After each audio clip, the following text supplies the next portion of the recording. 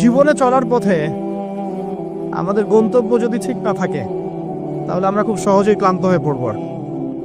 আমার কথা কি বুঝতে পারছেন? জীবনে চলার পথে আমাদের গন্তব্য যদি ঠিক না হয় আমরা খুব সহজেই ক্লান্ত হয়ে পড়ব। আমাদের গন্তব্য কি? এই গন্তব্য যদি ঠিক না থাকে, যাদের গন্তব্য দুনিয়া, যাদের গন্তব্য বাড়ি গাড়ি, স্ট্যাটাস, প্রতিপত্তি, পলিটিক্যাল পাওয়ার, তাদের গন্তব্য হচ্ছে জাস্ট দুনিয়ার মোহ, তারা খুব সহজেই ক্লান্ত হয়ে পড়বে। আল্লাহর পথে যারা পথযাত্রী, যাদের গন্তব্য জান্নাত, তারা কখনো ক্লান্ত হয় না। কখনো ক্লান্ত হয়? একবার শেষ বয়সে বৃদ্ধ হয়ে গেছে, আলেম বৃদ্ধ হয়ে গেছে, মুহাদ্দিস মুফাসসির, এখনো দেখবেন যে সিংহের মতো বক্তব্য করেছে, দেখেন না? তো এই বিষয়টা আমি ফিল করেছি। সামনে যাই তো তিনি তাকে পেলেন, যখন রাস্তা ভুল করেছেন তখন তার স্মরণ হচ্ছে, আরে মাছ তো নাই, মাছ কোথায় গেল? তখন ইউসা বিন নুন বলছেন, মাছ তো আগেই লাফ দিয়ে সমুদ্রে চলে গেছে। তখন তিনি বলছেন, ওইটাই তো সেই জায়গা ছিল যেখানে তাকে পাওয়া যাবে, চলো। আবার তিনি ব্যাক করে সঠিক জায়গায় আসলেন। এবার তার গায়ে অনেক শক্তি। সঠিক জায়গায় এসে দেখলেন, হ্যাঁ, একটা পাথরের উপরে, সাখরা বলে, পাথর খণ্ড, এর উপরে খিদর আলাইহিস সালাম বসে আছেন। কে বসে আছেন? খিদর আলাইহিস সালাম। এবং তিনি তাকে সালাম দিলেন, আসসালামু আলাইকুম ওয়া রাহমাতুল্লাহ। তো খিদর আলাইহিস সালাম বলছেন, ওয়ালাইকুম আসসালাম ওয়া রাহমাতুল্লাহ। এই জনমানব শূন্য জায়গায় সালাম কোত্থেকে আসলো?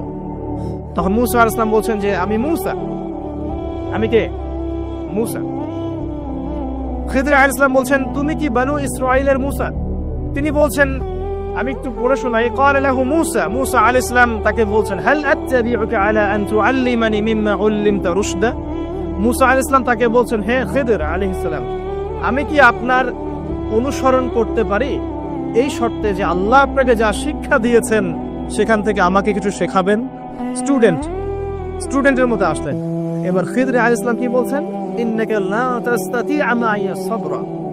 আমি তো শেখাতে চাই, কিন্তু তুমি তো আমার সাথে সবর করতে পারবে না। কি পারবে না? তুমি আমার সাথে ধৈর্য ধরতে পারবে না। একজন টিচার কি কখনো এমন কথা বলে স্টুডেন্টকে? কোন পর্যায়ের জ্ঞান, হিকমা, প্রজ্ঞা, আধ্যাত্মিকত্ব থাকলে একজন মানুষ আগে থেকেই বলতে পারে যে তুমি তো আমার সাথে সবর করতে পারবে না? তিনি বলছেন, কাইফা তাসবিরু মা লাম তুহিত বিহি খুবরা। তুমি কেমন করে সবর করবে যে তোমাকে তো এই বিষয়ে কোনো খবরই দেওয়া হবে না? ক্বালা সাতাজিদুনি ইনশাআল্লাহু সাবিরান ওয়া লা আ'সি লাকা আমরা। মূসা আলাইহিস সালাম বলছেন, ইনশাআল্লাহ আপনি আমাকে ধৈর্যশীল পাবেন এবং আমি আপনার কাজে কোনো রকমের ভেটো দিব না, বাধা দিব না।